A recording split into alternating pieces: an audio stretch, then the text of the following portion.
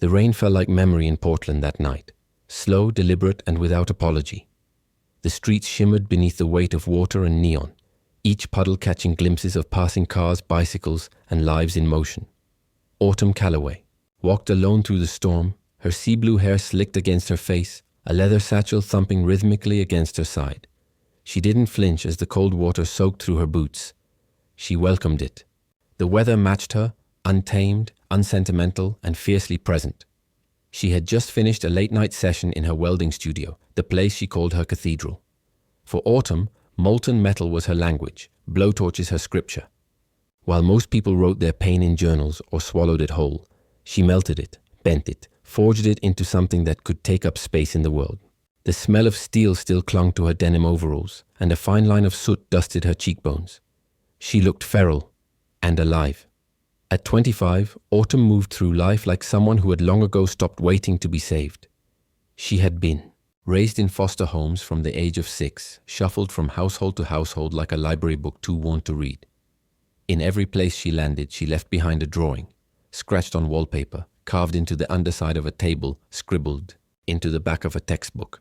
Her art wasn't rebellion, it was survival. It reminded her she was still here. The broken anvil, her favorite dive bar, sat wedged between a closed pottery shop and an abandoned bicycle repair store on Burnside Street. Its battered wooden sign swung in the wind, and the amber light from inside spilled onto the sidewalk like an invitation and a dare. She pushed through the heavy door and was greeted by the scent of damp wood, old beer, and electric guitar. Jules was already at the bar, perched like she belonged to it. Her hair was fire engine red tonight, and she was dressed in high-waisted jeans and a sarcastic t-shirt that read, "Trust me, I'm emotionally unavailable." "Look who finally emerged from the forge," Jules said, holding up a whiskey in salute. "You look like a goddess who just fought a furnace." Autumn shrugged off her jacket and joined her. "That's because I did." Jules handed her a lemon soda, Autumn's go-to, and nudged her playfully. "You could at least pretend to have fun once in a while." "I'm here, aren't I?" Jules rolled her eyes. "Barely." The bar was half full, a blend of mechanics, students, artists, and wanderers, people who didn't need perfect lighting or perfect manners to exist. That's why Autumn liked it. No one here expected her to perform. No one tried to fix her. She was halfway through her drink when she noticed the shift. A girl, barely 20, was standing stiffly near the jukebox, and a man with a wolfish grin had sidled up behind her. His hand was already at her waist. The girl laughed nervously, shifting away. The man didn't budge. Autumn was on her feet before she had time to consider. She moved with purpose, calm but unmistakably sharp. "Let go," she said, standing between them, her back to the girl, her eyes on the man. He looked at her, bemused. "We're just talking." She said no. The man chuckled, but it didn't reach his eyes. "You her big sister or something?" Autumn didn't answer. She grabbed his wrist, twisted, not enough to break, but enough to remind him she could. He yelped and staggered back. The entire bar went quiet for half a breath. Then, as if Portland itself exhaled, the noise resumed. Chatter, music, glasses clinking. The girl disappeared into the crowd. The man slinked off, cursing under his breath. Jules raised an eyebrow. Always the silent protector. She was cornered, Autumn said simply. Cornered people make desperate choices. Still, you sure know how to make an impression. But Autumn wasn't listening. Her gaze had landed on the far booth, where a man sat in shadow watching. He wasn't from here. That much was obvious. He was dressed too well. Charcoal wool coat, slate grey button down, silver cufflinks that gleamed when he raised his glass. His hair was black, slicked back without being fussy, and his jaw was sharp enough to cut through silence. But it was his eyes that held her. Cool, assessing, but not cruel. He didn't leer. He didn't smile. He studied. And she hated how seen it made her feel. She turned back toward the bar. Julian Ashford had flown into Portland that afternoon for a business meeting that had been over in 20 minutes.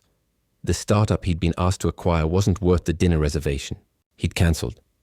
He had wandered until he found the anvil. The noise, the heat, the imperfections. It wasn't his scene, but something about it had kept him there. And then she walked in. He hadn't planned to stay long, but the way she moved, the way she stood in front of danger like it owed her an apology, he couldn't look away. She was unlike anyone he had ever encountered. Not polished, not interested in being noticed, but utterly magnetic. He didn't know her name, he didn't know her story, but he knew with complete certainty that this woman would not be another passing curiosity. Autumn could feel him watching, and that bothered her more than it should. "Let's go," she said to Jules, already shrugging back into her jacket. Jules sighed dramatically but followed. Outside, the rain had softened into a mist. The streetlights cast long halos through. The fog and the city hummed in its own lonely language. They walked in silence for a block until Jules broke it. "So who was the guy in the back?" "No one," Autumn replied too quickly. "Uh-huh. He looked like trouble." "You look like trouble." "Exactly. We don't mix." Jules laughed and gave her a sideways glance. "He looked at you like he wanted to know what language your soul speaks." Autumn scoffed. "He looked at me like a buyer appraising a painting." "You ever think maybe someone can just admire you without wanting to own you?" "No." And with that, they parted ways. Back in his booth, Julian watched her go. He didn't believe in fate. He believed in control, in outcomes, in calculated steps. But something about her shattered that. She hadn't even spoken to him, and yet he felt undone. Not by beauty, by presence, by the feeling that she wasn't impressed, that she couldn't be swayed, that she'd rather bleed than bend. Julian Ashford had built an empire by acquiring what others thought untouchable. But as Autumn Calloway disappeared into the wet night, he knew one thing for certain. This wouldn't be the last time he saw her, and the next time, he wouldn't just watch, he would begin. 2 days after the night at the Broken Anvil, Autumn Calloway stood in the center of her studio with glass crunching beneath her boots. The place smelled like wet ash and betrayal. A pane of the front window had been shattered, scattering shards across the concrete floor like jagged constellations. Her welding mask, usually perched on its hook like a silent sentinel, lay broken in two. The steel flower sculpture she'd been working on, meant to rise like hope from rust, was dented, its petals crumpled like a crushed can. And on the back wall, spray-painted in angry red letters, someone had scrawled a single word: fake. Autumn stared at it, unmoving. Her throat was tight, but she didn't cry. She'd learned not to cry. Tears were private currency. She only spent them in the dark. Jules stood beside her, arms crossed, trying to hide the shake in her voice. This had to be targeted. You don't just randomly trash a space like this. Autumn nodded, still silent. Her chest ached. Not from the destruction, but from the message. The word. It wasn't just vandalism, it was accusation. And it wasn't new. She'd heard it. Before, whispered behind her back in foster homes, muttered by teachers who never bothered to ask why she stopped raising her hand. She heard it when she succeeded, when she made things beautiful, when people assumed someone like her couldn't have made it without cheating the system. Fake, because her confidence didn't come gift-wrapped, because her presence didn't apologize. She bent down, picked up a piece of twisted metal, and stared at it like she could will it back into something that made sense. That night she didn't sleep. Instead, she sat at her kitchen counter, her fingers wrapped around a chipped mug of bitter coffee, her laptop screen casting a blue light onto her tired face. That's when she noticed the email again. She had deleted it earlier on reflex, but somehow it had reappeared in her inbox, resent by an assistant maybe, or an algorithm that refused to let her go. Subject: proposal from Ashford Interactive. This time she clicked. The body was direct, polite, cold. Julian Ashford, CEO of Ashford Interactive, was personally inviting her to lead the visual world building for a new VR project titled Neon Chronicles. 3 months of full creative control. A team of artists and developers. Unprecedented resources. A chance to redefine the boundaries of immersive art. She snorted softly.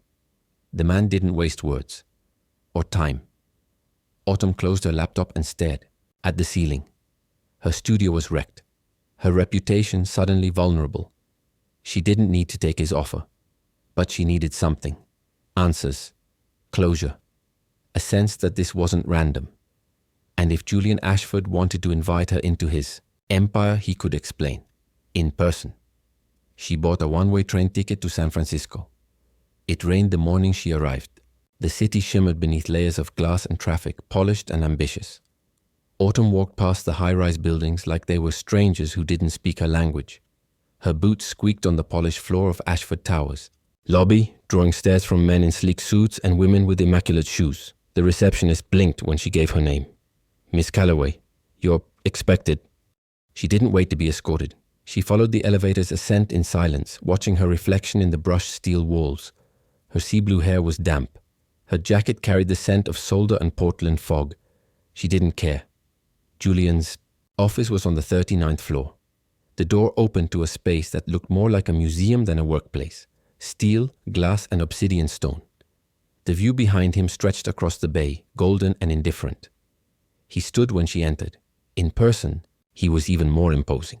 Crisp lines tailored to perfection. There was nothing loose about him. Not in the way he dressed, not in the way he moved, not in the way he watched her. Calm, calculating, but with something else underneath. Something waiting. "Miss Calloway," he said. "I didn't come for small talk," she replied. "Good," he said, gesturing toward the seat across from him. "I don't do small talk." She didn't sit. "Did you send someone to destroy my studio?" The question hung in the room like smoke. "No," Julian said evenly. "But I heard about it. You want me to work for you, that's one thing. But if you think I'll be manipulated into it by sabotage, I don't manipulate," he cut in. "I offer opportunity. What you do with it is yours." Autumn narrowed her eyes. "And what makes you think I'd work for someone like you?" Julian didn't answer right away. Instead, he reached into a drawer and pulled out a slim folder. He slid it across the desk toward her. She opened it. Sketches, wireframe concepts, mood boards, the beginnings of a world not yet built. But it lacked something. Soul, grit, fire. She closed it and looked at him. "It's empty. That's why I need you." "I don't sell inspiration by the pound, Mr. Ashford." He met her gaze, unflinching. "I'm not trying to buy your art. I'm trying to build a world, and I think only you can give it weight." For a moment, she said nothing. The audacity of the compliment was almost laughable, but the sincerity in his voice wasn't. She crossed her arms. 3 months. Creative control? Yes. I work from Portland. No. She raised an eyebrow. We need you here, with the team. She exhaled through her nose. I don't do 9 to 5. I don't do suits. And I sure as hell don't do chain of command. Julian leaned forward. His fingers steepled. Then we'll adapt. He named the figure, high 6 digits, staggered payments, bonuses based on milestones, full credit as creative director. Autumn stared at him. Everything about this screamed contradiction.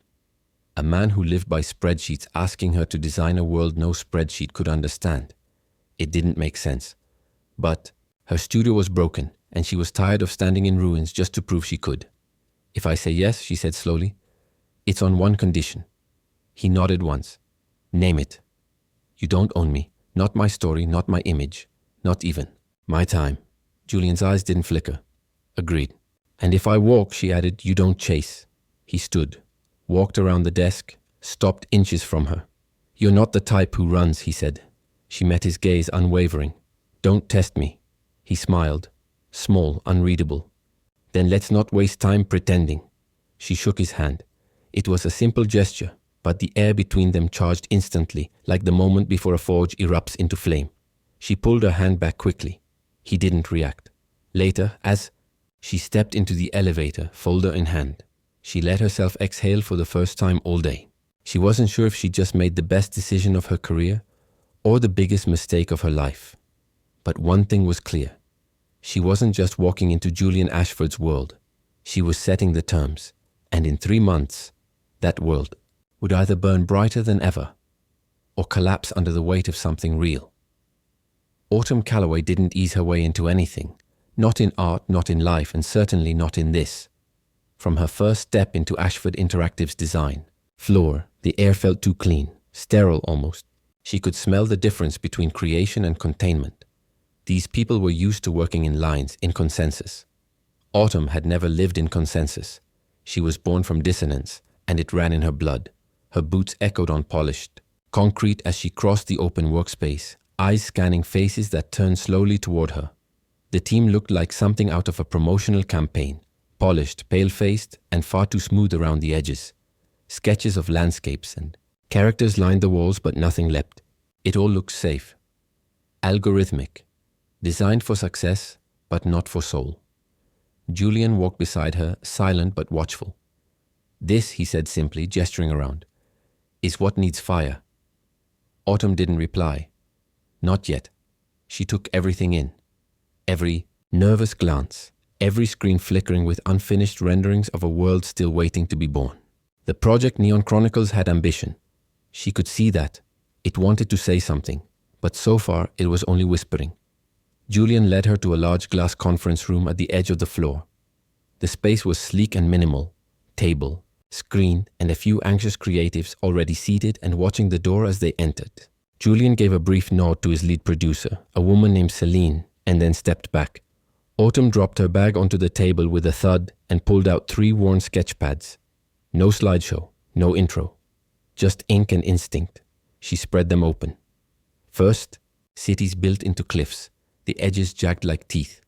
Next, characters wrapped in contradiction, scarred yet sacred, armored but exposed. Finally, color palettes that broke expectation. Industrial hues of rust and decay brushed against electrics. Violets and deep aching oranges. No one spoke for a long moment. Then Autumn said, "This world doesn't need to be clean. It needs to be alive. And life is never clean." One of the younger designers, all black turtleneck and high cheekbones, raised an eyebrow. "But isn't the theme of Neon Chronicles survival through beauty?" "Survival doesn't care if it's beautiful," she replied. "It cares if it's honest." Julian watched from the back of the room, arms crossed, saying nothing. He didn't need to. This was why he'd hired her. The meeting lasted 2 hours. By the end of it, Autumn had restructured the visual concept into something raw and urgent. She tore down a dozen approved storyboards and asked for twice as many redesigns. She didn't flatter. She didn't negotiate. But she didn't belittle either. Every critique she offered was specific, grounded, and unrelenting. Outside the conference room, people whispered.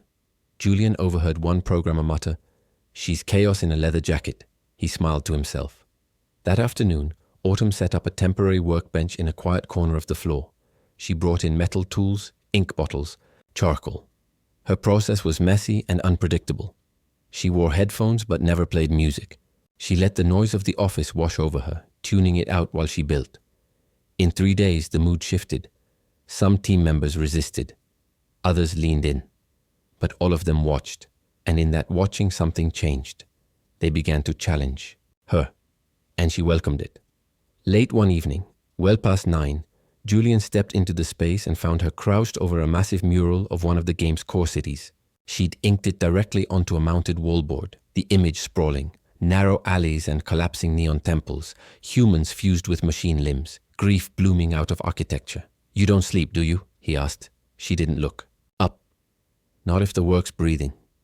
He moved closer, noting the smudges on her hands, the way a lock of her hair had slipped loose and clung to her cheek. "Tell me what this is," he said. "It's what your game was missing," she replied. "Conflict without control. A world that doesn't bend to the player, but forces them to question why they want to survive it." Julian nodded slowly, and then, as if the air remembered it was human, he said, "I don't think anyone's ever spoken to me like that." "Like what?" "Like I don't already know everything." "That's because you don't," she didn't smile when she said it. The next morning, they flew to Aspen, Colorado for a collaborative workshop with a partner design studio. It was meant to be a quick trip. One presentation, one dinner, and back. But the weather had other plans. The storm rolled in fast. By the time their meeting ended, the airport was grounded. Roads closed, power flickered. The wind howled through the pine trees like something ancient. The only available shelter was a small mountain lodge, rustic, dimly lit. The kind of place that smelled like pine needles, leather, and quiet resignation. They were given the last room. Just one. Autumn didn't say anything as she stepped inside and surveyed the space. One bed, one fireplace, a heavy quilted chair near the window. She took off her jacket and hung it by the fire. "I'll sleep on the floor," she said, pulling a wool blanket from the bed and laying it down near the hearth. Julian frowned. "You don't have to." "I don't do shared beds," she cut in. "Even with people I tolerate." He gave a short, almost amused nod. "As you wish." The storm thickened. Wind battered the windows, the power flickered again. In the orange glow of the fire, Autumn sat on the floor, sketchbook in her lap, pencil moving in slow circles. Julian watched her from the bed, his tie loosened, sleeves rolled up. He held a mug of tea but barely sipped it. The silence between them wasn't uncomfortable. It was dense, full of questions neither of them dared ask out loud. After a long moment, she spoke without looking up. You live in glass towers and make deals worth millions. What are you really afraid of? He was quiet. Then, losing control. She nodded, as if she already knew. What about you? He asked. She didn't hesitate. Being owned. Their eyes met, and neither looked away. Later, when the wind screamed so loudly it drowned out thought, Julian offered her a second blanket. She took it. Their hands touched briefly, and something passed between them that had nothing to do with heat. She moved closer to the fire, wrapped in the blanket but couldn't sleep. Memories drifted in. The cold foster homes, the nights she pretended the dark didn't scare her, the way she used to keep a screwdriver under her pillow, just in case. Julian spoke softly behind her. I never meant for this to happen. Us here. Like this. But we are, she said. He moved closer, slow, careful, and sat on the floor beside her. I think about you more than I should. Then don't, she said. I can't. They sat like that for a while, shoulder to shoulder, not touching, but not distant either. And then she turned, faced him fully, and said, if this happens, it's on my terms. Everything with you is, he replied. She kissed him first. Not urgently, not timidly, with intention. It was the kind of kiss that didn't promise tomorrow, didn't beg for understanding. It simply was a declaration that she chose this, that whatever came after, this belonged to her. When it deepened, when his hands traced the edge of her jaw and hers slipped beneath the collar of his shirt, she pulled back. Not for you, she whispered. For me. Julian didn't question. He didn't press. He nodded. And when they came together, it wasn't romance. It wasn't escape. It was reclamation. For Autumn, it was the first time she felt like her body was truly her own. For Julian, it was the first time he let go of control and didn't feel like he was falling. The next morning when he woke, the fire was still crackling, but the blanket beside him was empty. Autumn was gone. No note, no trace. Just a sketch left on the hearthstone of a city glowing in the rain and a lone figure walking forward into the storm. The morning after Aspen was not gentle, Julian Ashford stood in the quiet of the mountain lodge, the faint scent of pine smoke still clinging to the walls. The fire had gone out hours ago, and with it the warmth Autumn had left behind. She was gone before dawn, without a word, without a sound, except the sketch she left behind, resting against the cold stone like a silent signature. He held it, in his hand now, studying the rain-drenched city she'd drawn. It was wild and brilliant, chaotic and alive, just like her. And just like that, he realized she had taken more with her than she left behind. Not his pride, his stillness. He flew back to San Francisco that afternoon, but his thoughts didn't leave the mountains. In the following days, Julian tried to settle into the rhythm of corporate precision, meetings, updates, projections. But the cadence was off. Everything was too sharp or too dull, like music played in the wrong key. And her absence echoed in the corners of his mind like a note unresolved. Autumn, meanwhile, returned to Portland without telling anyone why. Jules watched her move around the studio like a storm that had outlasted its own thunder. Calm but altered, she welded for hours, throwing herself into the restoration of her damaged workshop. With every burst of fire, she tried to melt the memory of his hands on her skin. With every twist of metal, she tried to bend the feelings back into something safe. But she couldn't. Because for the first time, she had chosen something that felt good, and it hadn't betrayed her. And that terrified her. Jules finally cornered her one night over takeout and a bottle of wine. You disappeared after Aspen, Jules said quietly, folding cartons on the studio floor. Want to tell me what happened? Autumn didn't look up from the circuit panel she was reconstructing. Nothing. Nothing doesn't leave that kind of look on your face. Autumn's hands stilled. She let the silence settle before finally speaking. I slept with him. Jules didn't flinch. And I left before I could feel anything. Too late. Autumn didn't answer. Jules leaned back, eyes softening. You know you don't have to destroy everything that touches you, right? It's not about destruction, Autumn said. It's about not giving anyone the chance to own what they didn't earn. Jules exhaled. You keep thinking survival means solitude. Sometimes it does. But even as she said it, Her chest ached with the knowledge that survival lately had begun to feel a lot like loneliness. Back at Ashford Interactive, Julian reviewed the project's latest developments. The new art direction, the one Autumn had ignited, was catching fire. Investors responded to early teasers with praise, and the gaming forums buzzed with speculation over the unique aesthetic and storyline. She had transformed the narrative, not just visually, but thematically. Her fingerprint was everywhere. Cities that breathed grief, characters that bled with purpose, tension laced through each level like a poem. The work was stunning, and she was no longer part of it. He hadn't reached out, not since Aspen. Not because he didn't want to, but because he wasn't sure which version of her would answer. And because some part of him, deeply buried, feared rejection from someone who didn't need him. Until now he had built his world with contracts and clarity. She offered neither, only collision. But sometimes even empires needed to burn a little, to grow. Julian called her that night. Autumn saw the name flash on her screen and let it ring 4 times before answering. "You don't usually call," she said. "I thought you'd prefer it over a corporate memo." There was a silence, then a sigh. "What is it?" "I need you back," she scoffed. "Did your empire lose its creative oxygen already?" "Not yet," he said. "But the fire's fading." Autumn paused, unsure if the metaphor was intentional.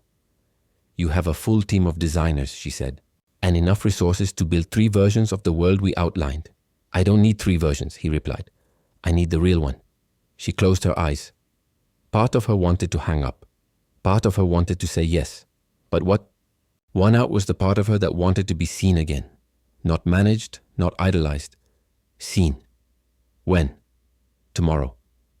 Terms? Yours. She hesitated, then said, "I'm not staying in your city. I'll send a jet." "That's not what I meant."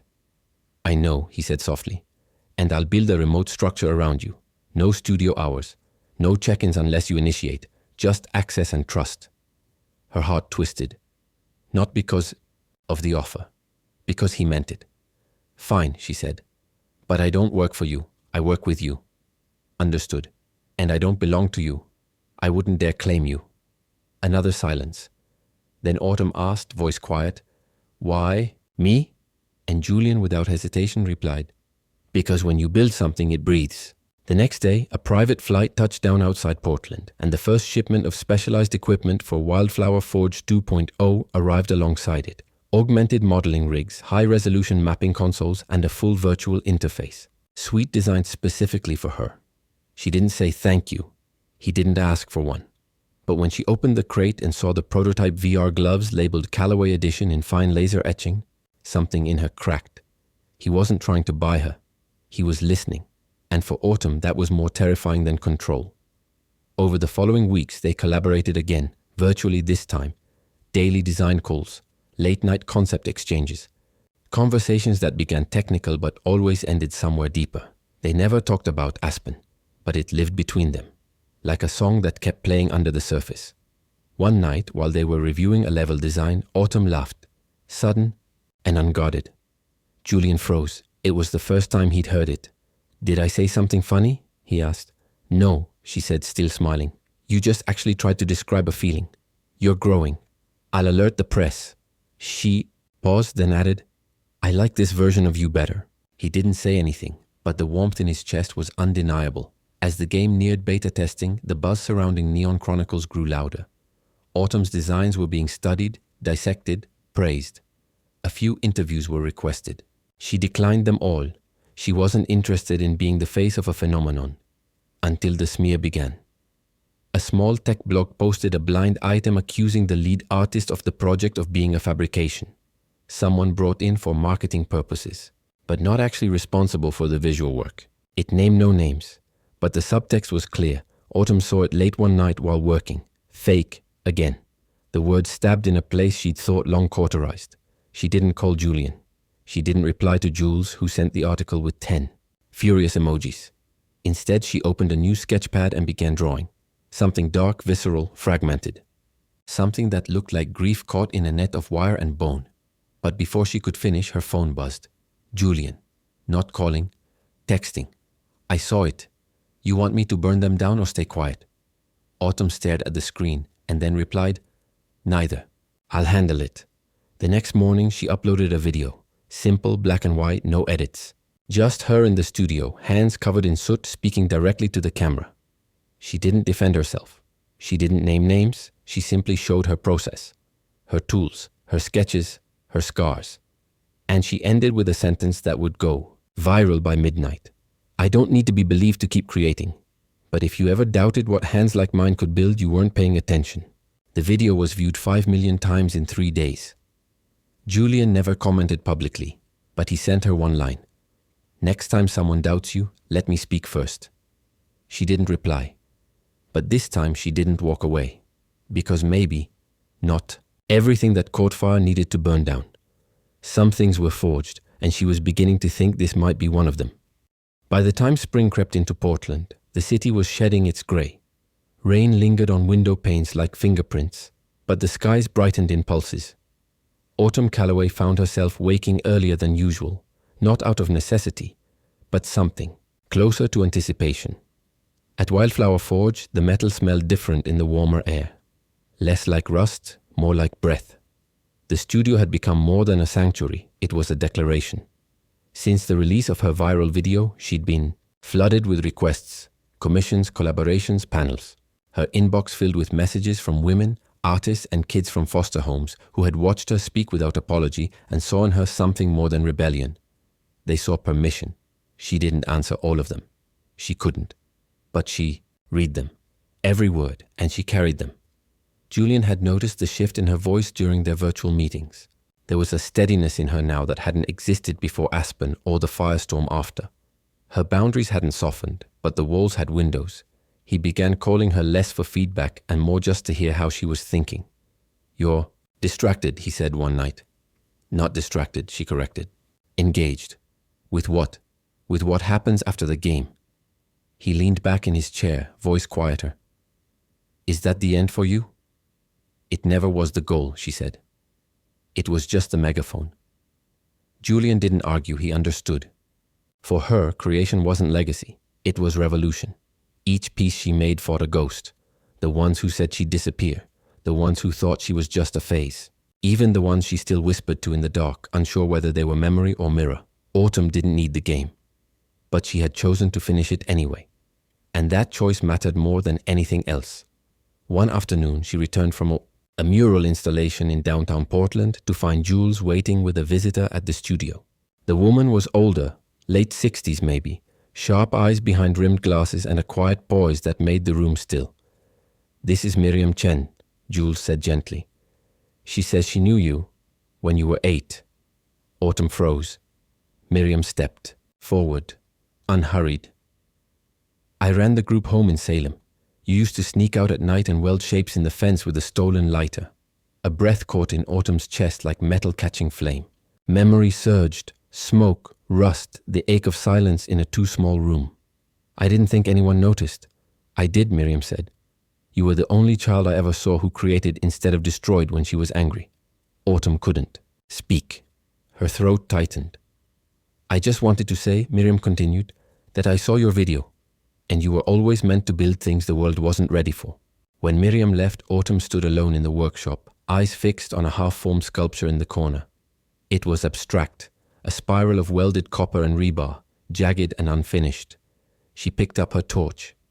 Hours passed. When she stopped, the spiral had transformed. What was once raw and directionless now rose in arcs that twisted upward, not toward control, but toward motion, toward something that couldn't be caged. That night, Autumn messaged Julian. I'm staying until launch.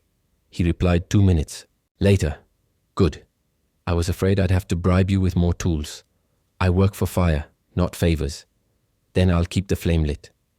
As the final development sprint began, Ashford Interactive prepared for an industry reveal event in Tokyo. Julian extended an invitation for her to attend and speak, not as a formality, but as the creative spine of Neon Chronicles. Autumn resisted at first, instinct pulling her back into the shadows where she'd always felt safe to create. But safety had never been her ambition. She agreed on the condition that she could write her own speech and design her own visuals. No handlers, no filters, no corporate polish. The conference hall in Tokyo shimmered with light, sleek, vast, modern. On the opening night, executives in designer suits whispered about Ashford's keynote, speculating over tech specs and marketing strategies. No one expected the woman who walked out onto the stage in steel-toed boots and a dark green jumpsuit, sleeves rolled, charcoal on her fingers like war paint. Autumn didn't use a teleprompter. She didn't talk about innovation in code or immersive architecture. She talked about what it meant to grow up with nothing but your hands, what it meant to build when the world gave you rust. How beauty wasn't found in perfection, but in what you kept building after the structure collapsed. She ended with this: art doesn't save us. It reminds us we are still worth saving. Natalie, room was silent for a long time. Then the applause rose, steady and rising, like thunder echoing off steel. Julian watched from the wings, hands in his pockets, expression unreadable. But when she stepped off the stage, he was the first to meet her. "You don't just make art," he said quietly. "You make people remember how to feel." Autumn smiled faintly. "You finally said something that sounded like emotion." He gave a low laugh. "Don't get used to it." That night after the gala, they found themselves on a rooftop overlooking Tokyo's neon skyline. She leaned against the railing, wind in her hair, watching the city pulse below. Julian stepped beside her, silent for a moment. "I've been meaning to ask," he said. "Would you ever consider—" She turned to him. "Don't." He blinked. "Don't what?" "Don't offer me permanence like it's a contract." He nodded slowly. "I wasn't. I was going to ask if you'd ever want to build something with me. Beyond the game." Her gaze softened. "I don't build homes for people who want to own them. What if I just want to live in it with you?" She looked out at the skyline again, breathing in the noise and light. "Ask me when the dust settles." "I will." When they returned from Tokyo, the final weeks before launch felt like the last mile of a marathon run barefoot. Everything hurt. Nerves frayed, deadlines snapped like tight wires. But Autumn stayed. Not because she was bound, because she believed in what they'd made. One night, after a 14-hour edit session, Julian showed up at a Portland studio unannounced. He didn't speak, just handed her a small flat box. Inside was a steel plate, laser-etched with their game's name, Neon Chronicles, beneath both their names. No title, no hierarchy, just equal credits side by side. Autumn stared at it, then him. "You really want your name next to mine?" "I need it there," he said. She didn't thank him, but she didn't return the plate either. Launch day arrived. The servers went live at midnight. By dawn, player reviews flooded in, praising the visual poetry, the moral weight, the sense that the game felt like something lived. Autumn watched it all from her studio. One window cracked open to let the wind through. She didn't feel triumph. She felt release. Jules arrived with coffee and her phone buzzing from news outlets asking for interviews. Autumn muted the notifications. "Don't you want to see what the world's saying about you?" Jules asked. "I already know who I am." And in that moment, she did. Not a phoenix. Not a rebel. Just a woman who made fire out of rust and dared to build with it. 6 months had passed since Autumn called it a night at the lodge in Aspen. Since then, her life had been a symphony of metal and meaning, laughter and late-night knocks, the rhythm of creation pulsing through her veins. Her studio, now christened Wildflower Forge, occupied most of a converted warehouse in East Portland. Exposed beams stretched across the ceiling and pipework curled like steel veins. Under the harsh glow of industrial lamps, artists with paint stained hands and soldering masks came and went, some working quietly alone, others clustered around tables littered with sketches and half-built prototypes. It wasn't spotless, but it was alive. Autumn watched them craft pieces infused with their stories, scarred veterans welding sculptures that held both armor and fragility, foster youths painting murals that spoke of broken roots and new beginnings, refugees etching memories into copper sheets. These were the hands she wanted shaping worlds next to hers. She had laid down one condition when signing on with Julian. Any part of Neon Chronicles she designed would live in both his game and this space, like a tendon connecting two hearts. She held true to that promise. Whenever she created a compelling artifact, she made a functional replica for Wildflower Forge's gallery. The stories within the game now had a physical echo, visible and tactile. Autumn slipped back into that warehouse mindset even when Julian was not physically there. But there were moments when she would catch someone staring at her with something like wonder. She was the storm that had passed and built in its aftermath. And she was proud. One soft, rainy evening just after dusk, Julian came by, unannounced. Autumn heard wheels outside and felt the spit of drizzle tapping the window before she saw him leaning on the hood of his townhouse in his signature charcoal coat. He held a small black box in his hands. She approached without a word, wiping fresh weld splatter from her cheek with the back of her glove. "You've been busy," he said, as much as observed. She shrugged. "This place breathes. Building it into something alive takes more fire than I thought." He nodded. "It shows." The black box opened to reveal a slender silver ring. No jewels, just the polish of metal etched softly with the words, "My choice." "Every day." Julian's voice softened. "I meant what I said back then.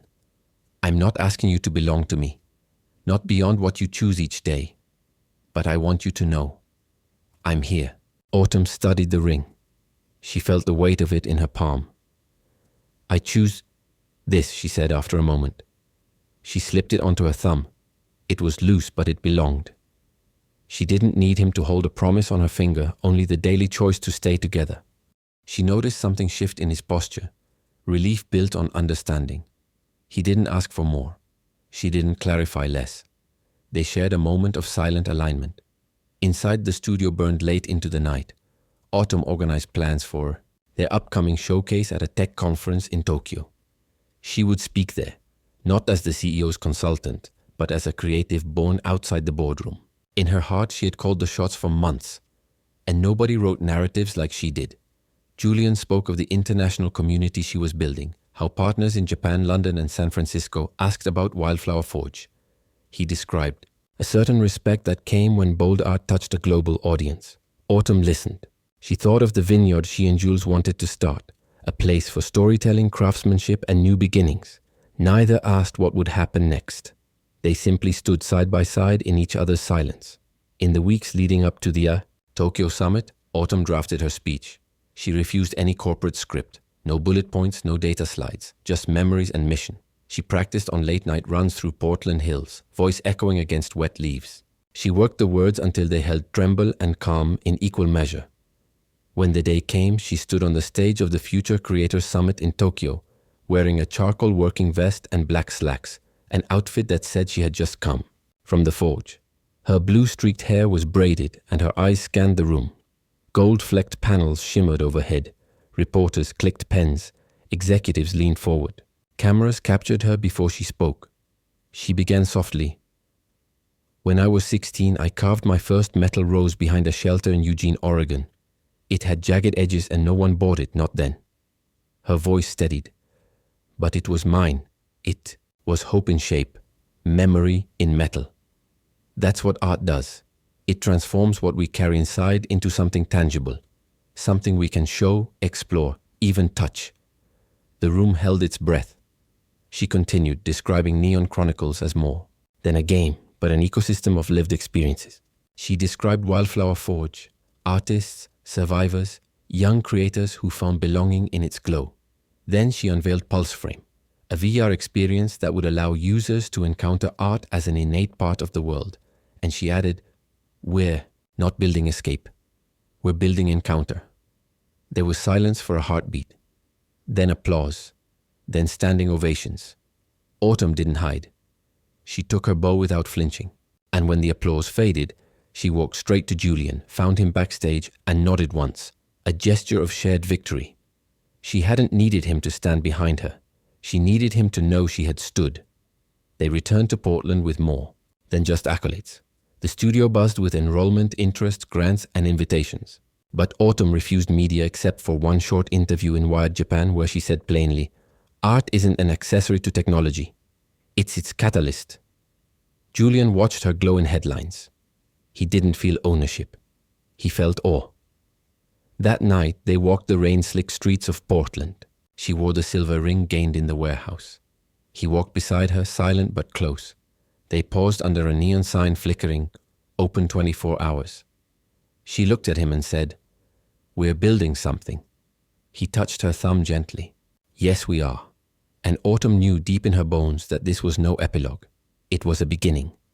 They chose each day, not by agreement, but by intent, by mutual recognition of power and freedom and the art that emerged when both were respected.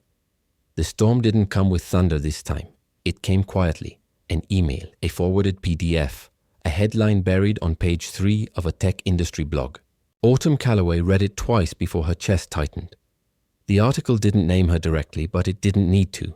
It referenced a Portland-based artisan with a recent viral moment, then proceeded to question whether her work on a Neon Chronicles was a PR maneuver, optics in the age of performative inclusion. She stared at the screen as if it had grown teeth. The bile rose not from the accusation, but from the insidious way it had been worded. Cowardly, passive, clinical. The implication wasn't just that she didn't belong at the table. It was that the table had only been extended to her so the empire could pat itself on the back. Autumn didn't cry. She never cried over this kind of thing anymore. But the rage that built in her chest was molten. She closed her laptop, stood, and left Wildflower Forge without a word. Outside, the streets of Portland were thick with fog, and for a moment she felt like a ghost inside her own story. Julian called, within the hour. She didn't answer. He called again. Then he texted, "Let me respond publicly." She typed and deleted at least 5 versions of a reply before finally sending, "Don't speak for me, but don't stay silent either." The next morning, Julian Ashford posted a video. Just him, no branding, no suit. His sleeves were rolled up. The Pacific light behind him washed out his usually sharp features. He didn't offer stats or spin. Instead, he told the truth. She didn't come from money. She didn't walk in with a degree from Stanford. She came in with a sketchbook full of wild cities and a vision no one else saw. And she didn't need a title to change this project. She changed the people building it. He paused. If you think her work is performative, then you've never stood in a room full of her sculptures or watched someone cry in front of her murals. She didn't ask for permission. She built without it. That's real. That's why this game matters. The post went viral in less than a day. Comments poured in. Devs, artists, gamers, survivors of systems who recognized the tone behind the attack. But Autumn stayed silent. She wasn't done. The following week, she announced the PulseFrame project expansion, launching not just in Portland, but in 3 underserved communities, Detroit, New Orleans, and an indigenous reservation in Montana. Wildflower Forge would partner with local creatives to co-design elements that would live inside the next game module. "Let them question my place," she said to Jules, who read the news beside her. "I'll answer in steel and pixels."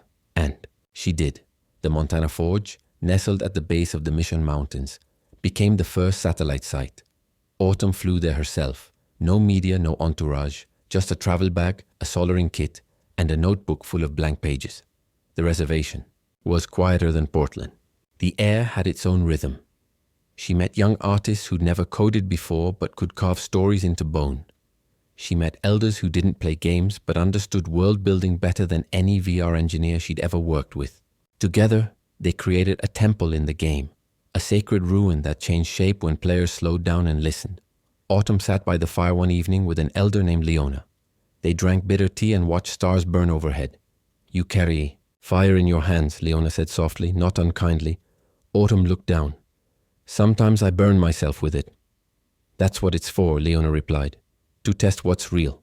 Meanwhile, in San Francisco, Julian faced pressure from investors. Some weren't happy with the community integration plan. "It's not scalable," one said. "It muddies the IP," another argued. Julian listened, then calmly said, "It expands the story."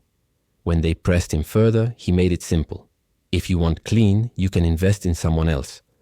Back in Portland, Autumn began receiving letters, some mailed, some digital, from young creators around the country.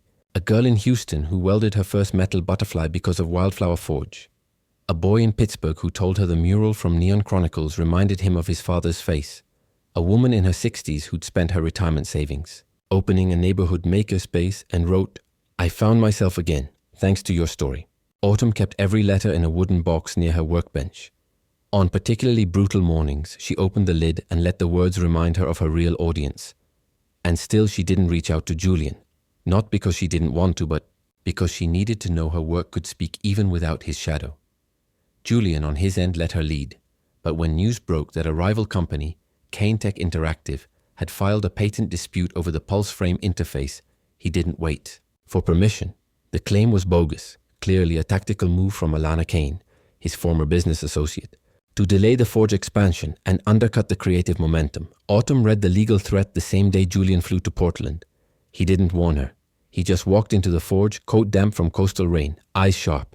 "You saw it?" he asked. "Yeah." She met him at the center of the workshop, her hands smeared with blackened graphite. "They want to slow you down," he said. "They think that's all it'll take." "I'm not afraid of lawsuits," she replied. "You shouldn't have to deal with them at all." Autumn leaned back against the steel bench, folding her arms. "So what's your plan? Write them a check to disappear?" "No." His voice was steady. "I'm going to make this fight visible. Because you built something that threatened them, and that means it matters." She studied him then.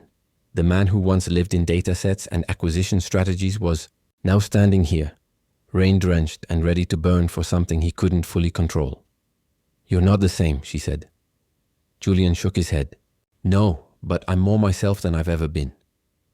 She didn't smile, but something in her posture softened. They spent that night in the forge, mapping out strategy.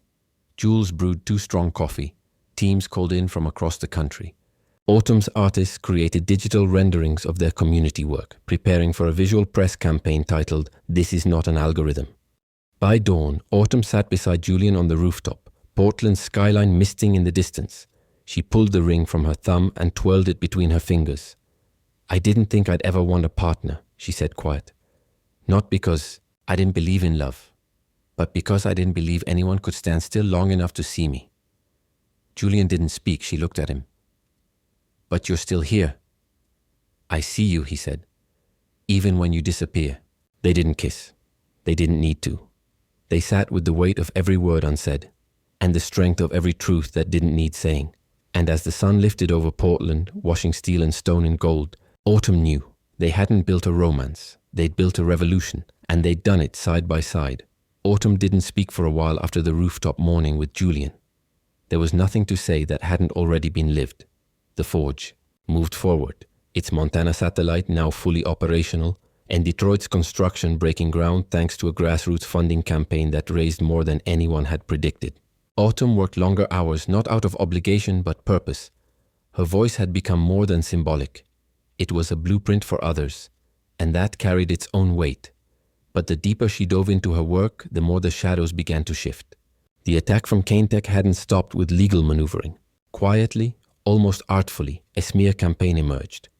Several online profiles, some posing as former interns, others disguised as anonymous industry sources, began circulating claims that Autumn had exploited trauma stories to gain attention, that her community projects were pity art, and that her viral moment in Tokyo was engineered by Ashford Interactive's PR department. Autumn saw the rumors spread like rot, quiet at first, then echoing through niche forums and opinion pieces. Most didn't believe them, but the stain was enough to cloud headlines. She felt it when potential collaborators hesitated, when galleries pulled her pieces from promotion until things settled, when a local news station postponed their feature with no explanation. She didn't tell Julian immediately. Not because she didn't trust him, but because she didn't want to be the wildfire he was constantly called in to put out. So she waited. Until one night her father's name surfaced. Autumn had never spoken about him publicly. Her mother had died when she was 10, and her father, if he could be called that, had drifted in and out of her early life, often drunk, sometimes violent, always absent when it mattered most.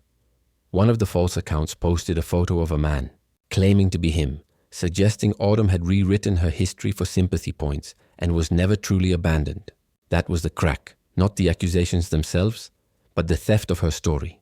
When Jules found her in the workshop that night, Autumn was staring at the glowing embers in the furnace, her gloves still on, her hair messy from hours of welding without rest. "They're not just attacking me," she said. "They're taking what I survived and rewriting it to make me easier to dismiss." Jules crouched next to her, setting down a cup of mint tea. "Then don't let them own the version people hear." Autumn looked at her friend. "It'll get worse if I speak, and worse still if you don't."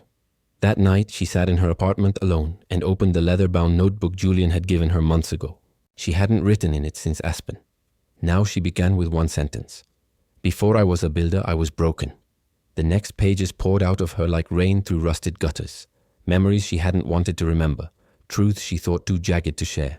The nights in foster care when she'd clung to her sketchpad like oxygen. The first time a teacher told her that welding wasn't for girls like her. The time a gallery curator said her work was too angry to sell. The silence of being unseen. And how that silence had become fuel. 2 days later, she published an essay called Welding My Name into the Frame. It didn't defend her, it revealed her, and it went viral.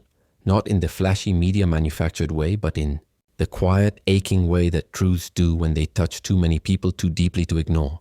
Thousands of readers, especially women, sent messages of solidarity, confession, gratitude.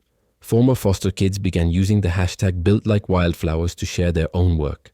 The Forge's inbox filled with letters from community colleges, tribal nations, prison art programs, and runaway shelters.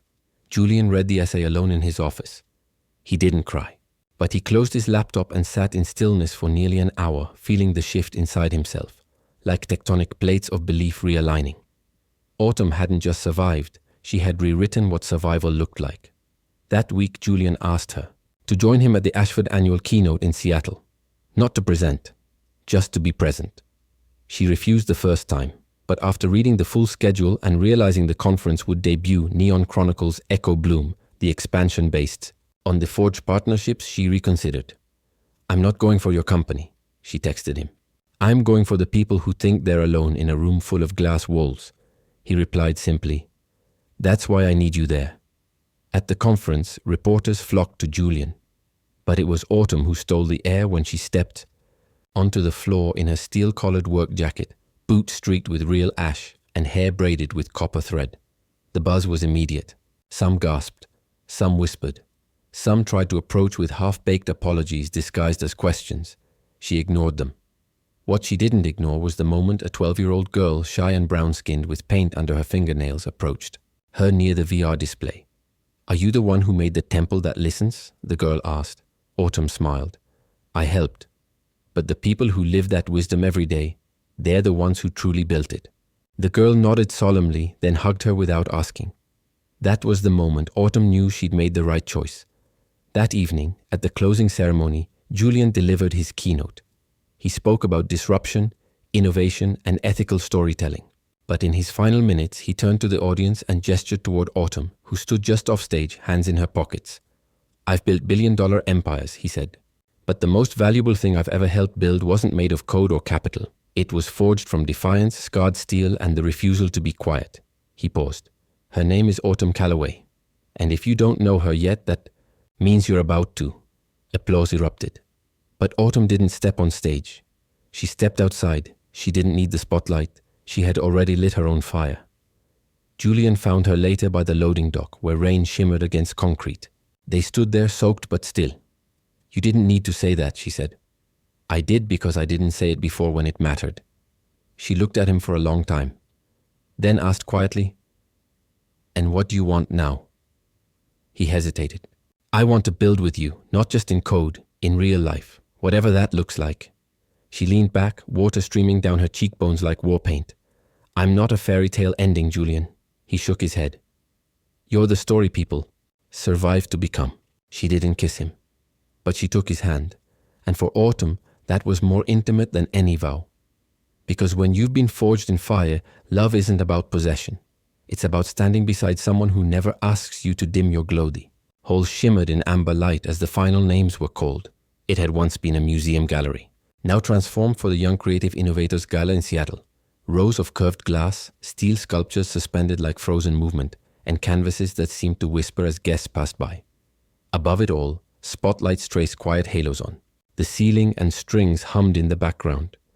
The air was reverent, but electric. Autumn Calloway stood at the edge of it, not as an attendee, but as one of the night's honorees. Her name had been whispered for weeks after the Pulse frame. Expansion had reached 1 million users in under 4 months, many of them first-time players. She hadn't attended the press interviews, hadn't sat for the glossy covers. But she had accepted this, not because it was prestigious, but because of who would be in the room. Autumn smoothed her palms down her copper-stitched black jacket. Her thumb brushed the smooth surface of the ring Julian had given her back in Portland, still worn on the same hand. Still a choice, every day. From across the room, she saw Jules standing near a pair of holographic installations representing the Forge satellite studios. Jules winked, then mouthed, "You ready?" Autumn wasn't sure she'd ever be ready for recognition, but she was here. And she was whole. The announcer called her name. She stepped forward. The applause was loud but not invasive. And in that sound, she heard something else, an echo of all the times she'd been told no, or not yet, or not you. And she walked past it now, as if crossing through ash into green. When she reached the stage, she didn't thank a list of institutions. She didn't read from a script. Instead, she spoke with a quiet steadiness. Sometimes we build gardens from scorched earth. Sometimes we weld stories out of silence. And sometimes the wildflowers we thought were weeds turn out to be the ones that hold the hillside. She paused. Wildflower Forge was never about one person. It was about proof. That art can live in broken hands. That innovation doesn't only come from polished rooms. That beauty grows loudest in places no one thought to look. Her voice never wavered. "I'm not here tonight because I climbed the right ladder. I'm here because I refused to wait for one." Applause broke again, slow, reverent, growing. Autumn stepped down before it peaked. She didn't need it to reach her. Later, under a canopy of lights in the garden courtyard behind the gala, Julian found her seated on the edge of a fountain, heels off, her bare feet planted in the cold stone path. "You looked like fire up there," he said softly. She didn't turn. "No, I looked like me." He sat beside her. No need to fill the space with more words than necessary. They watched as guests wandered beneath floating sculpture projections. One by one, visual fragments of neon chronicles, echo bloom hovered above their heads. Temples that listened, cities built on memory, murals that moved when eyes lingered long enough. Autumn pointed upward. That one. The one with the moving wings. "I didn't draw that. A 16-year-old girl in New Orleans did." "She's part of your legacy now," Julian said. Autumn shook her head gently. "No, I'm part of hers." He looked at her then, as he had the first night they met, through layers beyond armor into the raw metal beneath. "You changed the game," he said. "No," she replied. "We changed why we play it." Silence stretched between them, soft and certain. Then Julian reached into his jacket and handed her something, a folded piece of paper hand-torn at the edges. "I found this the other day. It's the first note I wrote about your designs during our initial pitch call." Autumn unfolded it. His handwriting, precise but hurried, scrawled in the margin. "Unpredictable. Too much texture. Impossible to control. Exactly what we need." She let out a quiet breath, something between a laugh and a sigh. "You hated me at first," she said. "I hated how much I wanted to understand you," he corrected. "You made everything messy, but you also made it matter." Autumn didn't reply. She folded the paper carefully, slid it into her pocket like a relic. Then she looked up at the sky. It was the kind of night where the stars looked like hammered brass, dull, imperfect, shining just enough to matter. "Do you believe in forever?" she asked suddenly. Julian blinked. "Not in the traditional sense." "Me neither," she said. "But I believe in choosing. Again and again." He smiled. "Then choose this with me. Not because you need to, but because it makes the forge stronger." She turned toward him, barefoot, wild-haired, eyes alight not with hope, but with clarity. "I already have," she said. And in that moment there was no applause, no stage, no summit. Only two people. One, born from empire, the other from fire, choosing to grow something not perfect, not predictable, but real. A garden in the ashes, a story in steel, and the kind of love that wasn't measured in promises, but in presence, every day. The wildflower. And the empire is not just a story about two people, it is a story about becoming. About what happens when a woman who once belonged nowhere decides to belong to herself first. About how a man raised on structure and silence learns to speak the language of vulnerability. And most importantly, about what can grow when two imperfect souls choose each other. Not to be saved, but to be seen. Autumn Calloway's journey reminds us that pain is not a weakness. It is raw material. That creativity is not a luxury. It is survival. And that the most revolutionary thing we can do in a world that demands we shrink is to take up space and forge beauty from our brokenness. Julian Ashford's transformation teaches us that power without humility is hollow, and that true leadership begins the moment we stop speaking over others and start listening to what they're trying to build. Together, they taught us this: Love doesn't demand possession. It invites presence, over and over again. So to everyone reading, whether you're standing in your own ashes, just beginning to rebuild, or already forging something bold and messy, let this story be your reminder. You are not too late, too strange, too loud, or too scarred to matter. You are a wildflower, and even the empire has no blueprint for what you might become. If this story moved you, inspired you, or simply made you feel less alone, we invite you to subscribe to the channel. Your support helps us create more stories that speak to the quiet. Courage inside us all. There's so much more ahead, and we'd love for you to grow with us. Subscribe now, and let's keep choosing each other every day.